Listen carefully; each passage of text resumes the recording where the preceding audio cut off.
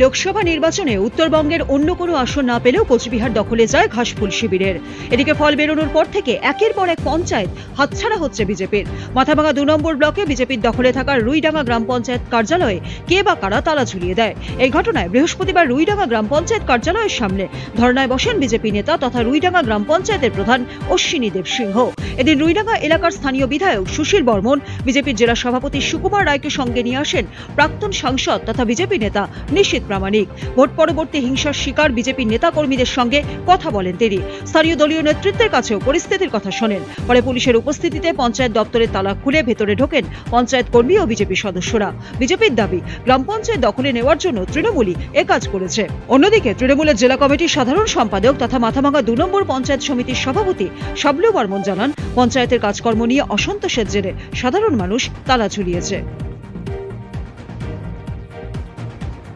ঘোকসাডাঙ্গা থেকে রাকেশ শাহর রিপোর্ট, উত্তরবঙ্গ সংবাদ।